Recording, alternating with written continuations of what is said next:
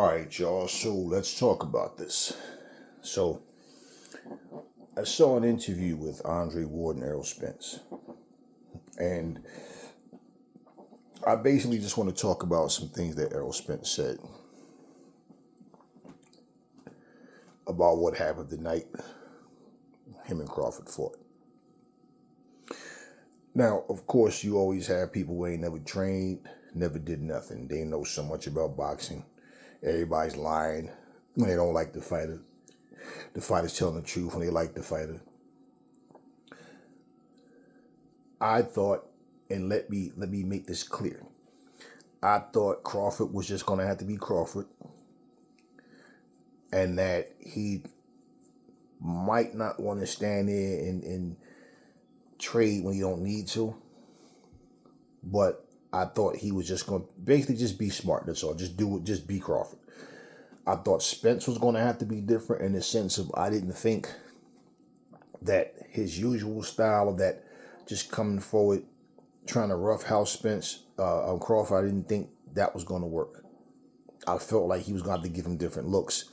But being aggressive, not letting Crawford get little shots off, because even if it's not hurting you, it's scoring points. So I felt like he was going to have to, like I said, double, triple jab, not keep his head on that center line, go to the body a lot, jab to the body, jab straight to the body.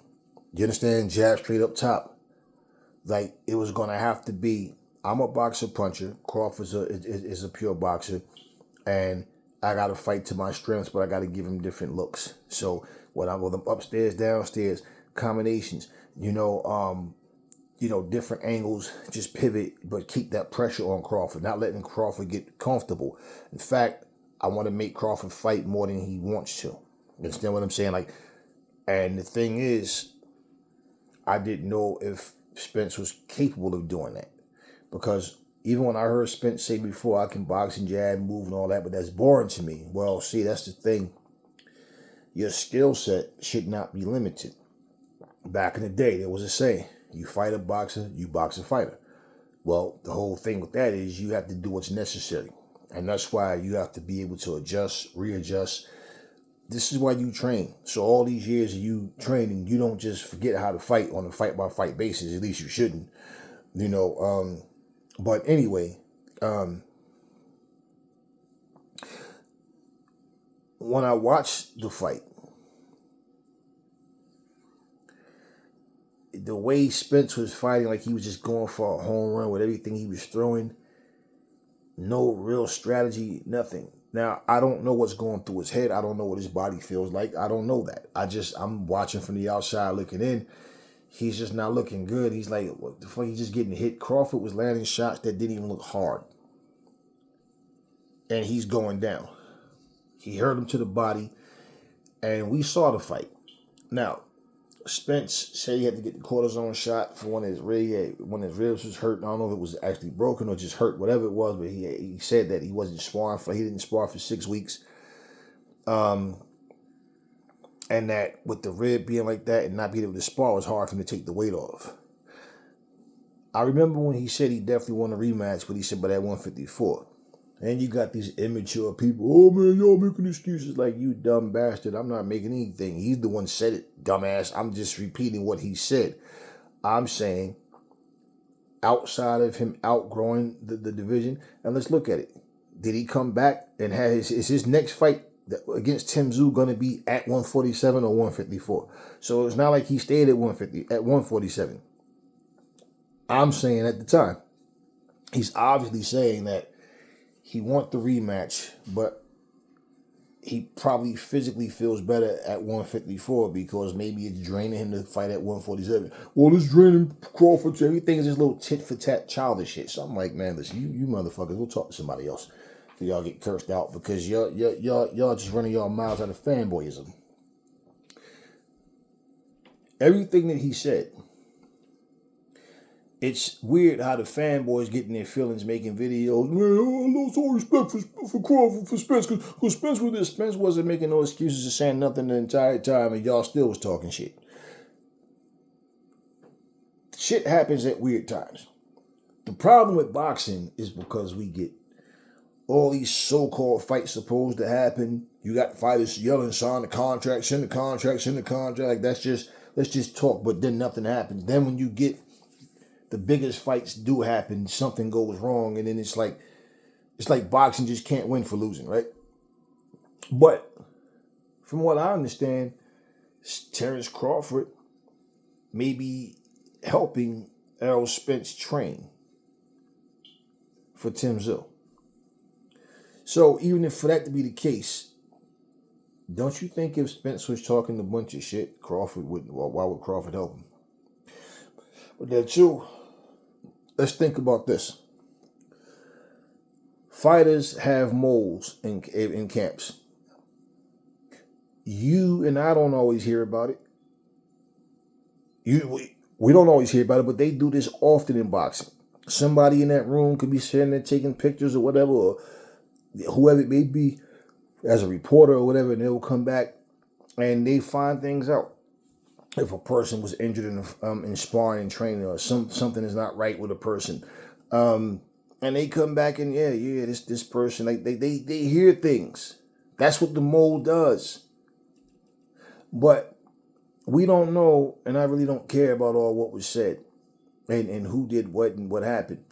He said, to Andrea Ward, when Andre asked him, was it hard for him to not be able to go on and get that fight? Like why didn't it happen, the rematch? He said that, and now Errol Spence says, I guess Al felt like the fight wasn't it just wasn't able to happen. Like I needed the time physically and mentally to heal and stuff like that. He ain't making no motherfucking excuses about the fight itself.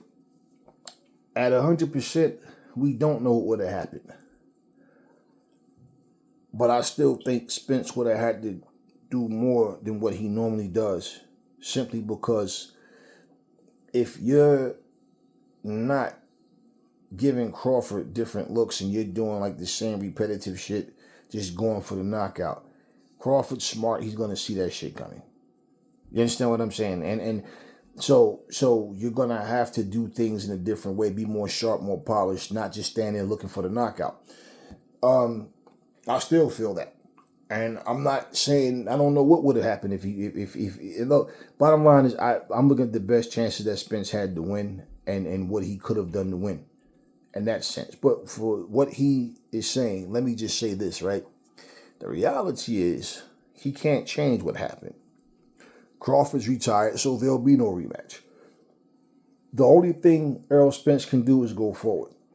If he goes in there and takes care of business against Tim Zill and move his career forward, then that's what the focus is. If he goes in there and lose, people are going to look at him. I mean, it doesn't matter what people say. The reality is if he can't beat Tim Zill, he might as well retire. And this is real. But if he goes in there and destroy him like he's supposed to, or like he once would have, then now people are going to talk. They're going to say things. Hell, people might even try to get Crawford to come back for a rematch against Spence. Who knows? Whether it happens or not, don't know. But probably won't. But, one thing I'm going to say, man, is like a lot of y'all just be running your mouths and y'all never did nothing. In the ring, nothing. Y'all never did nothing. I can tell you, it's just like you going to work. And all of a sudden you wake up sick.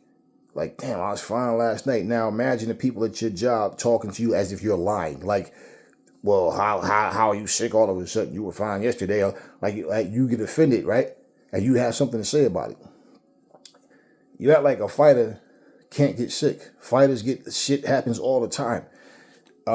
He didn't call the fight off, and this is like one of the dumbest things I heard somebody say, and I'm going to tell you why it's dumb by your logic, by the logic coming out the mouth of the person it came out of.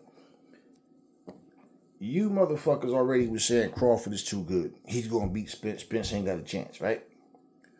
If Spence calls this fight off, the same people sitting there talking about, yo, then why go through the fight? Call the fight up. Y'all be saying, this nigga's scared. He pulled out the fight all of a sudden. He never wanted to fight Crawford. Y'all would have been, you Crawford nut huggers, even after his sellout ass did what he did with Trump, you still would be sitting there making excuses. And you would. Just like if Anthony Joshua would have pulled out the fight with John Ruiz after this woman Seraphine said that Joey DeWaco called them and told him that, yo, tell Jarrell Miller he gonna have an easy night. I just concussed Anthony Joshua. Y'all be saying the same thing, and people were saying the same thing. And man, then you pull out the fight. Then you don't go through with the fight, right? Just so you can call him a chicken shit, right?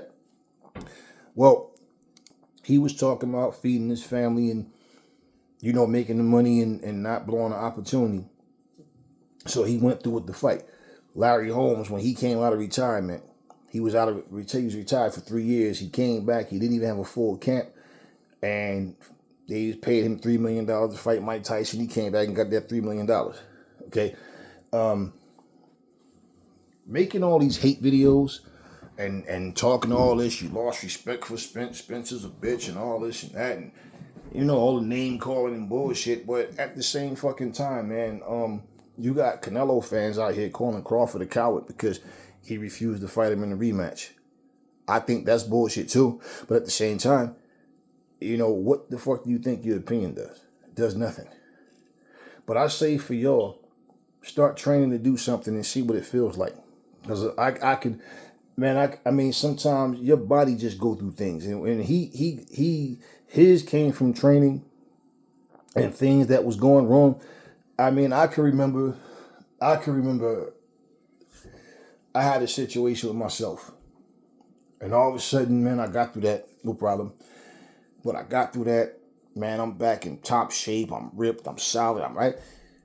And one day, I swear to you, just like I'm telling you, it's this simple. One day, it was about 70-something degrees outside, right? And I can remember the temperature dropped considerably, and it was windy outside. And I was at a house, and I was doing this little burning type exercise, right? And I broke a little sweat, nothing big, but just like a little. And I had went to my car to get something, and let me tell you some shit, man. I had no idea that the temperature dropped so. It went from 73 to it's 48 degrees. The sun was still out, but it was cold, and I'm like, damn. So I just ran in my car, grabbed it, just like that. Just that from me coming to my house to my damn car, and I came back in the house. Man, I'm talking like a half hour. I'm getting that all of a sudden, my right side, I'm like, what the fuck? I'm getting this scratchy throat. I'm like, man, I know I'm not about to get sick just from that. Man, cough syrup, tea with lemon, everything. And just like that. And I got, no, man, you can't get shit like that. There's no germs in the air. People, no, you can't get, it's the germs in the air. It's not the cold. Man, shut your bitch ass up. I went from the house to my car. And here's the thing. When certain things have happened several times, no, it's no coincidence. This is what the case is. So I make sure I don't care what I'm going to my car for. I dress according to the weather. So I don't care if I'm only going to be outside for 10 seconds. Guess what? Coat goes on. I'm dressed properly to go out there and grab whatever from my car and come back in the house. But just like that, man, when it span of 3 days, this shit happened in cycles. Even though I'm trying to take the medication and do it, man, it felt like the next day I was okay. The third day, I got a fever. I wake up, man, I'm freezing. I'm like, man, what? Just from that. So I learned. Now, my whole point in that is, I was supposed to be going to do something for the weekend that I had planned for. Now, I got to be the one to cancel. I can't make it. Because now I'm going to go get everybody else sick. And if you in a house, one person gets sick, everybody gets sick. So my point, what I'm saying is, what your experience is, what happened. Not because you're delusional, because you're imagining it, because it happened and you know what happened and why it happened. And for somebody to sit and try to question your integrity like you just making some shit up when you know the truth, right? Are you focused on that person's words? And what they believe, you don't give a fuck about what they believe, right? Okay. So what I'm saying, nothing that Spence is going to talk about is going to erase what happened. what he's speaking about, he was talking about mentally being right, physically being right, becoming a more responsible person, a better person. Yeah, I got to remember, here's a guy that got thrown out of a fucking, through a windshield, going however fast he was going in his car, had all kinds of surgeries, had a bad drinking problem. And so all of those things that he had to put aside. Well, what would y'all rather he do? Work on himself? What's that coach name? Boxing coach that when he was being interviewed like 2 years ago about Errol Spence, he said, man, my main thing with Spence is just getting his mind and his body right. Getting healthy first. Forget boxing, forget sparring, and getting his mind and his body right. So Coach Brennan. So what do you think? What do you think that he should have did? Took the route he did, or go the Adrian Broner route and just drink some more? Then make a bunch of fool-ass clown videos for y'all to say, hey, yo, this nigga funny as hell. Ha ha, he. Was that what he's supposed to do? No, he stepped back. He had to look at himself, look at things in his life, and do what was more important. So to be honest with you, the most important thing, when you really look at it, is obvious, was getting his mind and his body right, getting his health right. That was more important than the fucking rematch. And again, if you're going to go into a rematch and nothing about you has improved, what's the purpose? Just to go in there and get beat twice by the same guy? So, who knows what would happen if they fought now? I don't know. And that's the one thing we don't know, is what type of physical condition he's in to take punishment, to avoid punishment. Like how sharp is he? Looking at what happened with him and Crawford in the fight, yeah. So it posed those questions because of the type of beating he took. But that's what my point is. What we'll find out when he go in there with Tim Tszyu. We'll see what he got left. We'll see how he's looking. But everybody just want to talk negative about nothing. He can't erase what happened, regardless to what the details are. It's like basically he's just answering questions that Andrea Ward asked him. Was he supposed to just not say any of these things? And the fact is, you in the gym, you got people that could vouch that, nah, he wasn't boxing for like 6 weeks. He wasn't even sparring. That's a month and a half. A whole month and a half of not sparring and not being able to, sparring, all that helps you get in shape. That helps you, get the weight down as well. And then having a hurt rib, having to take cortisone shots and all that. Let me tell y'all something, man. I seen this. I know y'all might have seen or heard about certain stories about a wrestler named Sabu. I seen another guy do the same exact thing. It was a guy used to go by the name of Mr. Touchdown. I don't remember the guy he was wrestling against, but let me tell y'all something, man.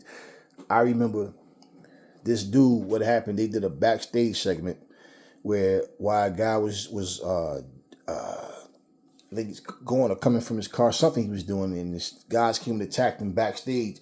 So when the guy went to throw him, he went forward, he lost his balance, and the edge of the locker, the corner, bow, put a big thick deep gash from here to here, and that motherfucker went in the back. They numbed him and stitched him up right in the back, and he came back out and got in the match, the battle royal, whatever they had going on, and that happened, right? He basically had lost a lot of blood. And at the end of that match, when he went in the back, he passed out. And fortunately, they were able to, get him back. He was good, got him to the hospital and all of it. But but things happen. And nobody in the audience knew. Nobody in the audience knew. I didn't know it until I saw the actual footage, because they didn't have a screen outside so we could see what was happening backstage. So I guess so they put it on YouTube or whatever. Then they put all of it in there so you get to see it then. Basically what happened was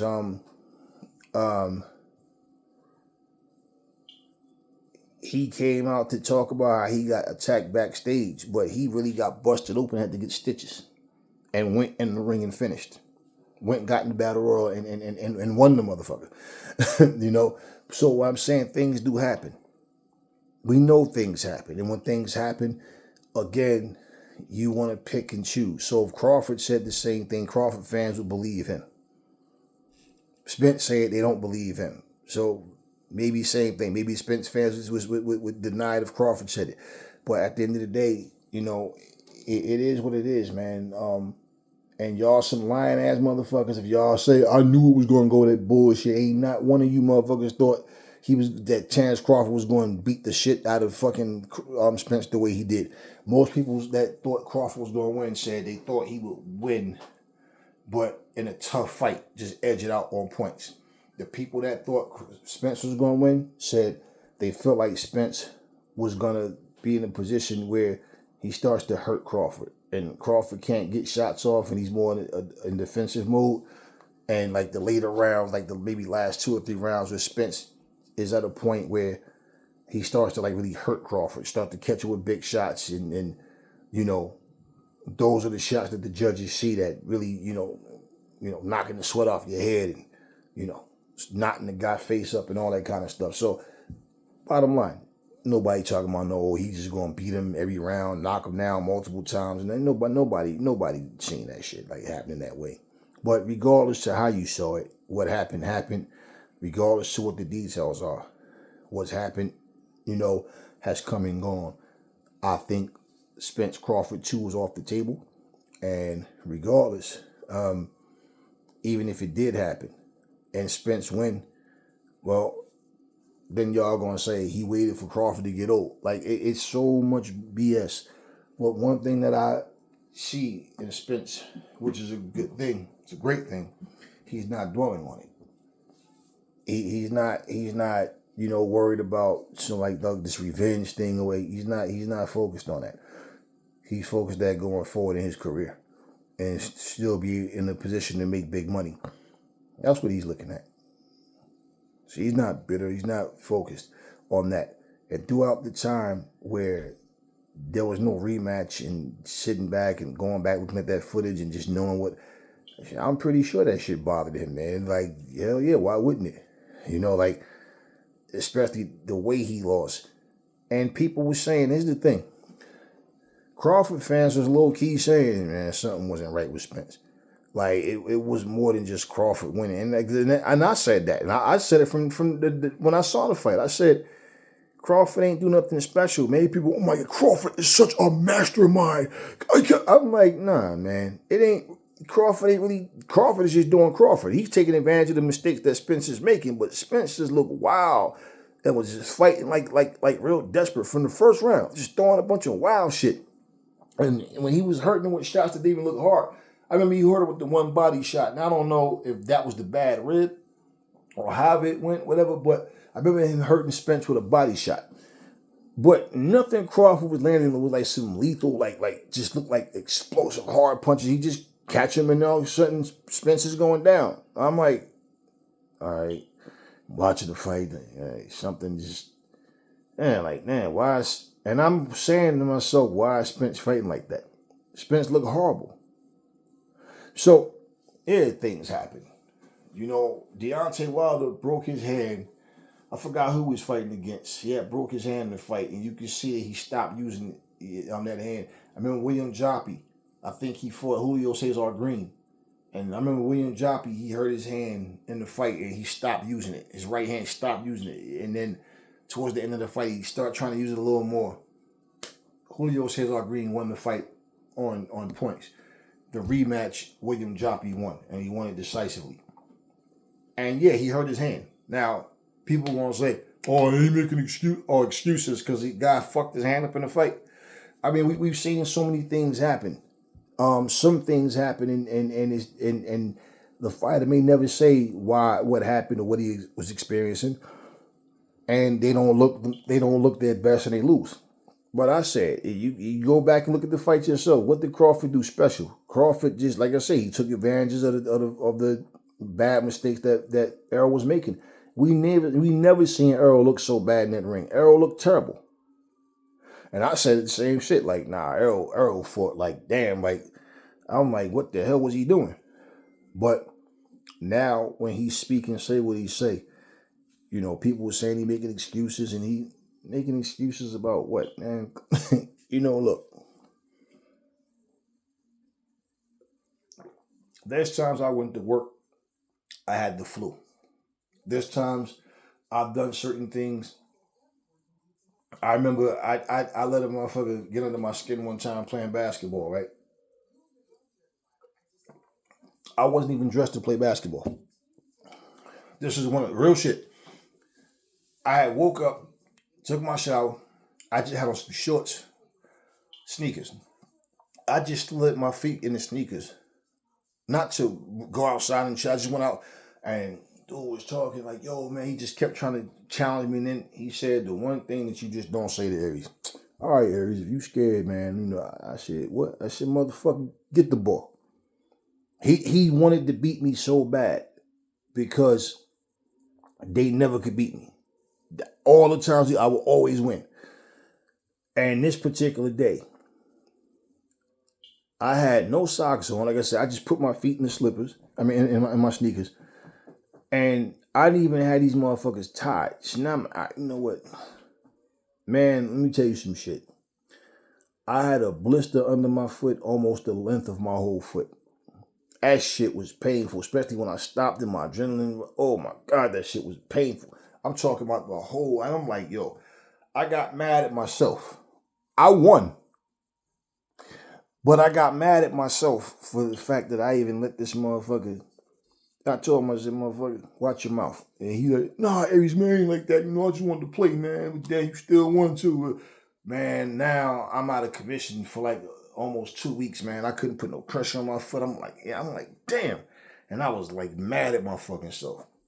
That was a long time ago anyway. But it was just one of them things, like I said, man, where fuck would I be scared for? Scared of what I beat your ass every time we play. Easily. But, and I never called them out. It was always them trying. Everybody just wanted to be able to say the first ones, and none of them could ever beat me. Even that night. With that damn blister under my foot. Now, I was like, this motherfucker. I remember the next day when he came in the house and he's like, "Yo, what up, yo?" I'm like, "Nah, man." He's like, "Yo, what happened?" I'm like, "Me playing ball with your dumb ass yesterday, motherfucker." That's what he's like, "What happened, yo?" He's like, "I did so." I was like, "Man, you ain't do shit but run your mouth, dumbass." It was my fault, though. Man, I show. He's like, "Oh, shit, yo, Aries, my bad. Yo, my bad." I'm like, "Nah, fuck out of here, man. That was my bad. I shouldn't." Fuck that. I said, listening to your dumb ass. He's like, nah, that's my bad, yo. My bad, man. My bad. I'm bad. Whatever, man. Yo, that motherfucker, like, if this is my foot, that shit was from like here to like here. Right under, like, right before where my toes stopped and shit. I was like, man, that shit was painful. You know what I mean? So, yeah, I mean, everybody knew I ain't no bullshitter. So, yeah, was it proof? Yeah, of course. Now, if I even had the blister on my foot before, I wouldn't have did that shit. But, you know, and this was just us balling. I wasn't making no money for this shit. This is just toughness, just determination, just like, you know, refusing to lose. Like, I'm back here balling with no goddamn socks on, man. I knew better than that shit. And these weren't even like the type of shit, did like low tops. And I barely had the motherfuckers tied and shit, man. But, you know, this is what I'm saying. Things happen. She ain't worried about what nobody say. Excuses. Because if he would even try to pull something, y'all, he was just making an excuse. I beat his ass. We was playing, I think we played a game of 21 or whatever it was, or however we did it, whatever. But I beat his ass by like 10, 11 points. Do you understand what I'm saying? It was just all a running around. And what he kept doing was every time he would rebound, he would run real far back out and try to, like, you know, to like, he was doing everything in his power to try to get like distance so he could run and try to, you know, so I'm on his ass, right?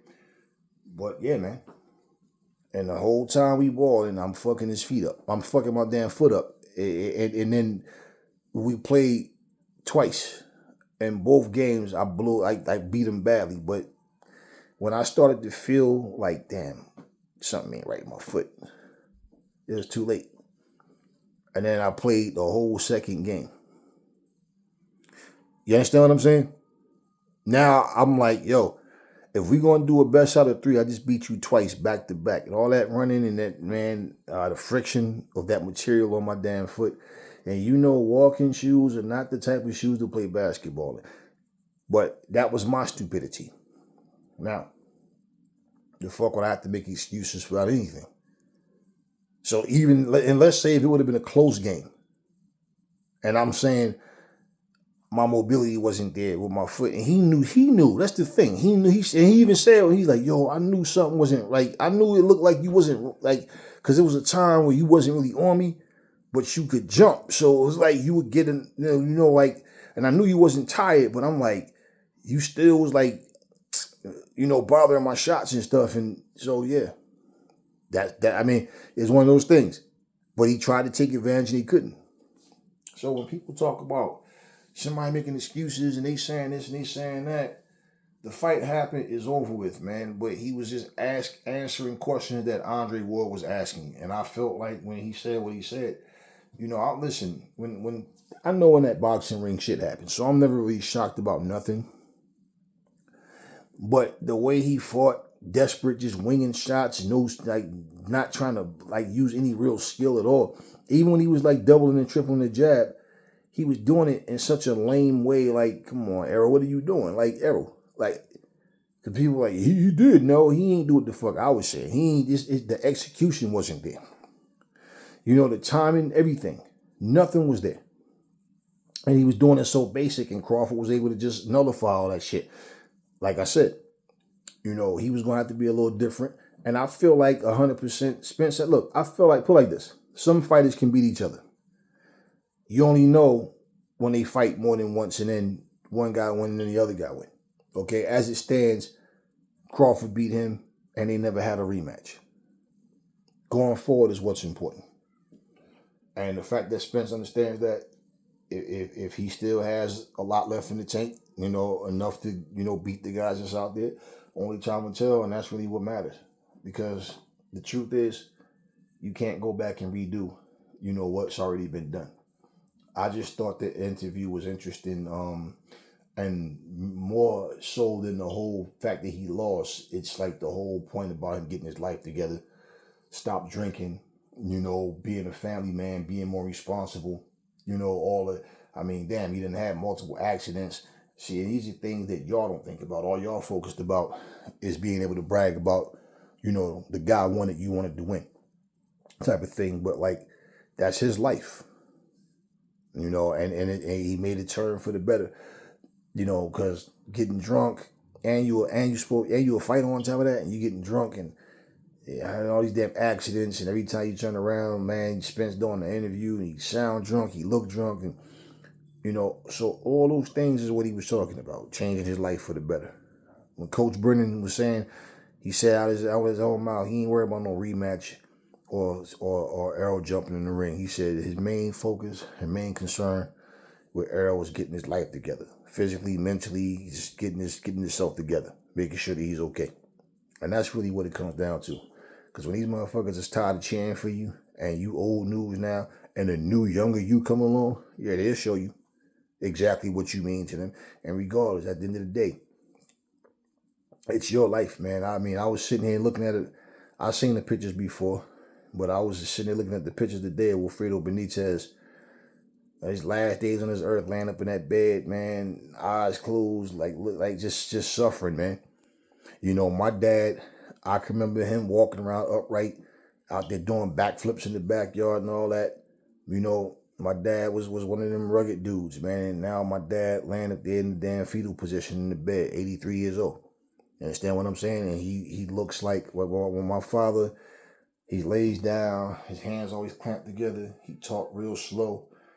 He's tiny, lost so much weight, and that's really just from him not taking care of himself. Just, I'm doing the Lord's work. I'm like, Pop, what does that even mean?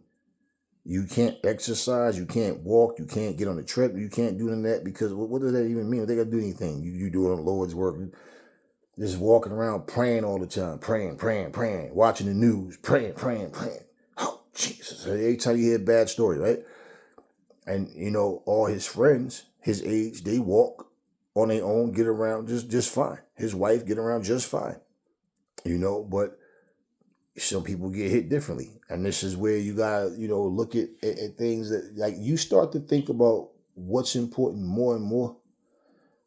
The older you get in life, the wisdom you start to gain, especially when you're in a position where some of those things may be taken from you. It's like somebody who owns a house, man, and all of a sudden you get to a point where you're slipping and falling. Nobody's around to be taking care of you. You didn't raise your sons and daughters up. They out. Now your ass is having to check into a nursing home. Psychologically, you know what that does to a person? So imagine as a fighter where you got to the point where you done made millions of dollars, right? You thinking about that next stage in your life, right? And you can't box forever, you can't play ball forever, can't play football forever, right? Can't play no sport forever.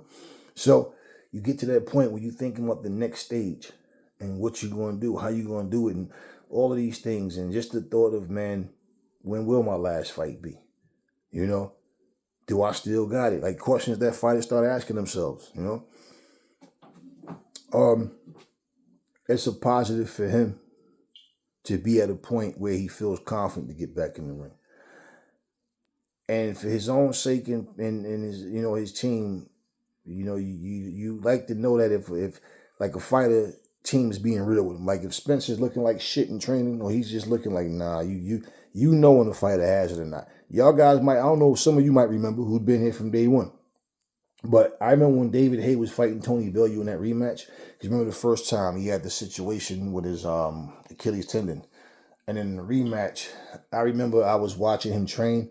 And I said, I made a video and I said, I think David Haye gonna get beat again. I said, he just don't look good, man. He was there listening to Ain't No Stopping Us Now. And I remember him shadow boxing.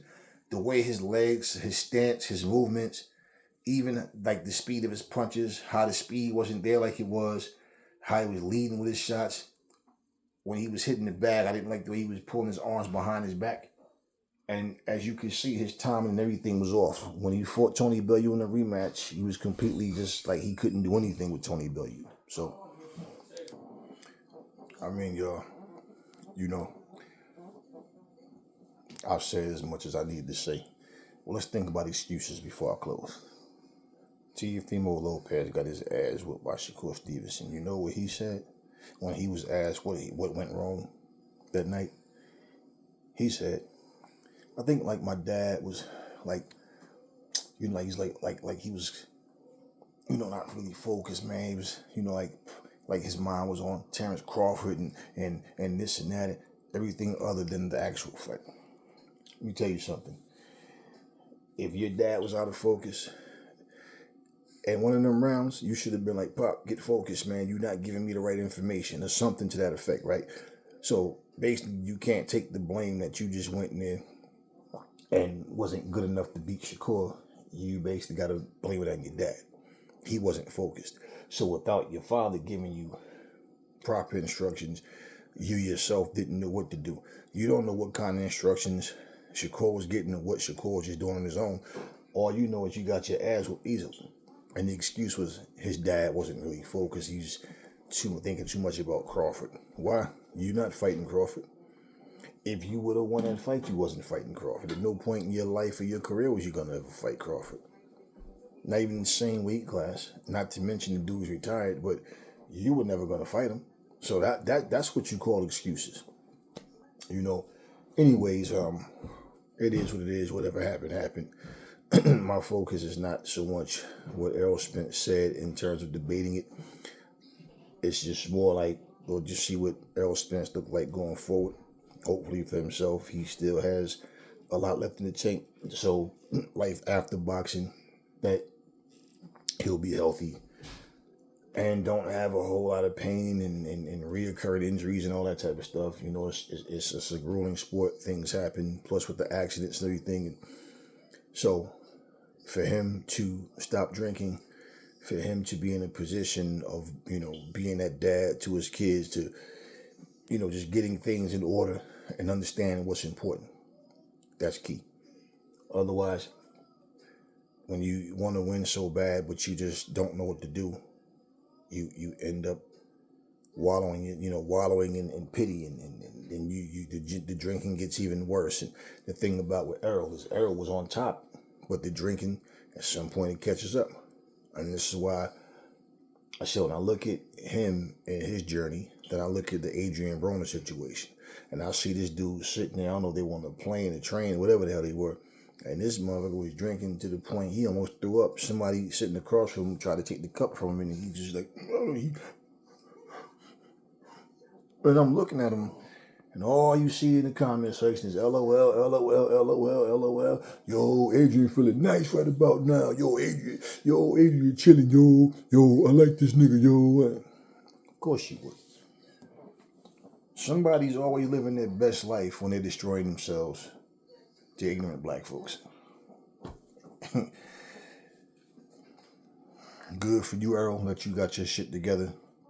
And that's what's important. Fame comes and goes. And again, when these people tired of cheering for you, they'll just be cheering and booing somebody else. You'll be a thing of the past. Anyway, that's all I got for you guys right now. Catch you guys on the next video.